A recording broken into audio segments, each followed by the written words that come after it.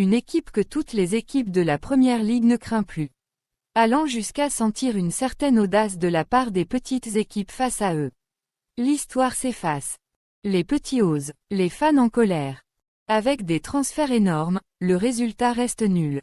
Les entraîneurs se succèdent et les noms changent et Manchester United de pire en pire. Jusqu'à l'arrivée de Ten Hag. Et avec lui les résultats ont changé. Et l'espoir renaît. Entre optimistes pour l'avenir et sûr de revenir au top 4. Alors qu'est-ce qui s'est passé? Comment les choses ont changé dans une période aussi courte? Des transferts étudiés. Au cours des dernières années, les transferts de Manchester United étaient la rusée des analystes. Personne ne sait pourquoi on a signé celui-ci, ni pourquoi une telle somme pour celui-là et qui n'a pas de place dans le collectif. Ou comment l'équipe va jouer avec ses joueurs. Mais avec Ten Hag, il est clair que toute cette pagaille allait changer.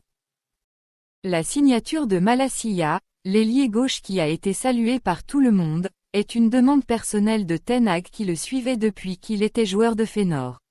Il a misé sur Martinez et a été critiqué de quelques analystes, est tout simplement devenu le meilleur défenseur de Manchester United et meilleur lanceur d'attaque. Casimiro, tout le monde le connaît.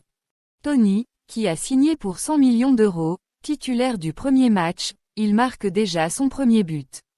Tout ça indique la vision claire de Ten Hag. Changement de la défense. Un chantier primordial dans l'analyse de Ten Hag. La défense. Ten Hag sait que la partie ne sera pas facile surtout avec un certain Maguire capitaine d'équipe et pilier intouchable. Après un premier match désastreux avec Maguire, Ten Hag joue à sa façon avec Diogo Dalot à la place de Wan-Bissaka. Malacia à la place de Luke Shaw. Martinez à la place de Maguire. Et Varane. Ten Hag a réorganisé l'équipe. Le nouveau quadrio de défense a changé le visage de l'équipe. Du coup l'équipe accepte moins de buts. De plus, la construction des offensives à partir de la défense est plus impactante dans le jeu que veut Ten Hag. Personne n'est au-dessus de l'équipe. Le traitement de l'affaire Cristiano Ronaldo est exemplaire. Même si ton nom est Cristiano Ronaldo, tu pourras t'asseoir sur le banc de touche. Et jouera un joueur moins fort que toi puisqu'il est plus performant et reste concentré.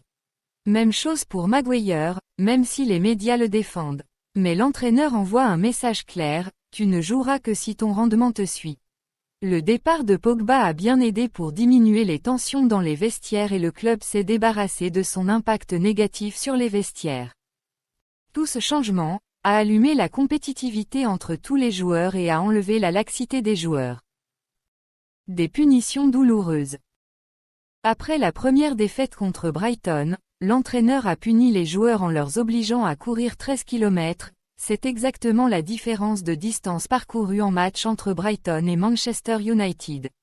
Et après la défaite contre Brentford 4-0, il a annulé le jour de repos et a obligé les joueurs de courir sous 30 degrés de température, exactement la température qu'il faisait lors du match. Pendant les entraînements, si un attaquant perd un duel face à un défenseur, il fait 5 tractions et vice-versa. Après 6 journées, le Manchester United compte 12 points en gagnant 4 matchs consécutifs dont les matchs contre Liverpool et Arsenal, le premier du classement de Premier League. Classé 5e à 3 points du premier. De match en match, l'équipe se développe et devient plus forte et plus homogène et les nouveaux joueurs de Ten Hag prouvent sa bonne vision et diagnostic. Aujourd'hui, les fans de Manchester United espèrent retrouver le bon vieux temps du Sir Alex Ferguson sous la houlette de Ten Hag qui dirige un vrai projet qui rendra le grand Manchester United à son trône.